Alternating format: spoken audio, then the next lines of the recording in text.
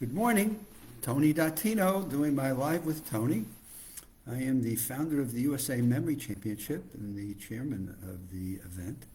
And we are working on our 25th event this in 2024. So things are moving along and we're excited to do it. But I'm going to take a little deviation today and talk about memory and our memories as we experience different things in our lives that kind of just frustrate us, kind of can irk us a little bit, and begin to start to lock into our memory and create, we may call it an unhappy customer, of which I am, of my Sunday newspaper. And how it impacts my memory and the people that I then get the chance to talk with, and impacting their memories as it relates to customer service. And one of the things I've seen organizations do over the years in focusing on customer service, trying to impact the experience and the memories of the people that are unhappy with a level of service of some sort, is how memories actually come to play and how an emotional experience has a stronger bond and a stronger link to our retention of the situation, and then as our emotions are at play, how we share those memories or those experiences with other people. So what am I talking about here? I'm talking about the word experience, the impact of emotions to experience, and the impact that that has to our longer term memory. And so off I go in trying to get the Sunday Orlando Sentinel. And for the last 4 weeks, my service delivery has not gotten the newspaper to me in 2 cases at all, and in 2 other cases in the mid-afternoon. Now, the Sunday paper to me is important because I read the sports section in the morning before I start watching football games or baseball or whatever. So I like to get the sports coverage before the events start, not as a historical event after it. But so number one. Number two, one of the things I love to do in the Sunday paper especially is they're good enough to give multiple crosswords. So they have it's a crossword here is the local, they have the New York Times crossword, and then they throw this bonus in here, which is really terrific, which is another crossword. So, wow, the Sunday paper has 3 crosswords. Now, why are crosswords important? Well, one of the things you learn about memory is the importance of mental challenges and how challenging your brain and learning new information is important to the long-term cognitive health of your own brain. Well, crosswords are one of the ways that have been suggested as a way of doing that. So on the Sunday paper, wow, I get 3 of them. I get 3 crosswords. I don't just get 1, I get 3. Well, what else do you get in the Sunday paper? Well, they have these word jumbles where they mix these letters up. Another good brain exercise, so you get word jumbles. And here on the Sunday paper, you get the word jumble here, and you get a bonus word jumble over here in this section. So you get 2 word jumbles. You say, God, why is the Sunday paper so important? Well, you also get these things called wuzzles. If you can figure these things out, all mentally challenges. And then if you want to throw a Sudoku in here, you can bury that up on top, and then you get word games. So in the Sunday paper, you get all these different games, and then you get the word find, you get the word find. So in the Sunday hard copy, you get a series of interesting games that help mental function. And last but not least, you get a little bit of humor. You get multiple pages of comics. So you can take the Sunday newspaper, as I've done many, many times, and in the warm weather, go sit at the pool with the Sunday paper. I start with the sports section.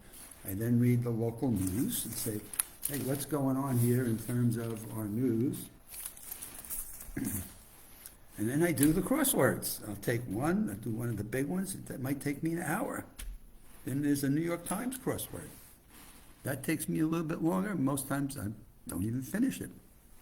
I may go to that third crossword that I showed you. It's usually a little more basic, a little bit more associated with TV.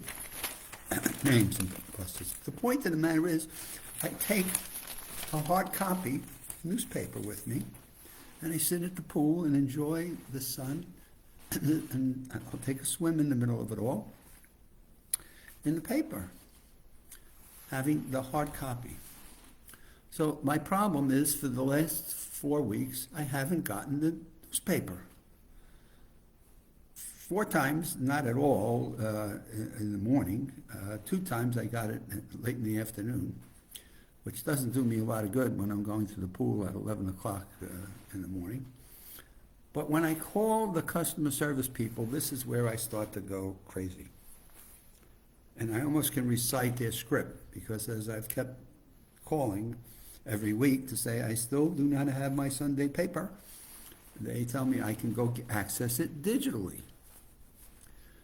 Can somebody understand why accessing it digitally, these are the gems that you want to take from the paper? Why accessing it digitally? It says I got to now take my laptop over to the pool, but I can't do these crosswords digitally. Now, I could print them out if they want to pay for my toner ink and have me print out pages of the newspaper. I could send a bill to the Orlando Sentinel and let them decide if they want to reimburse me for my toner ink. And one may say, isn't this kind of petty? Isn't this? No, it's not petty. I'm a customer of the Orlando Sentinel, and they profess to identify the problems of the world, of where people and things are not working well within our government or our local communities or in different things that they're going on. And all I have suggested to them is, you might want to look at what's not working well in your distribution system, because the experiences that you're creating in my mind are growing and getting me more and more upset. And I can be one of these tenacious people that, rather than just go away, as a number of my neighbors have said, they've been so dissatisfied with the service, they've just canceled the paper. Okay, I guess I can eventually cancel the paper. I started to go to Barnes & Noble and look for crossword books. I can go buy a crossword book at Barnes & Noble. I might have to buy a comic book of some sort, I don't know. But the experience of getting that paper in your hands and opening it up and seeing what the news is, and then Sunday's got advertisements, especially at Christmas time, so the advertisers of the paper are not getting their ads in front of the people that they are expecting. It's just one branch leads to another and creates a series of experiences and memories that are not pleasant. And it's sad that a newspaper who can be so critical of half the world that they write about, the political aspects and community leaders, cannot figure out how to fix their own distribution system and get papers to people when they're supposed to be delivered on a Sunday morning. And so it's created a series of memories and experiences where I'm exasperated.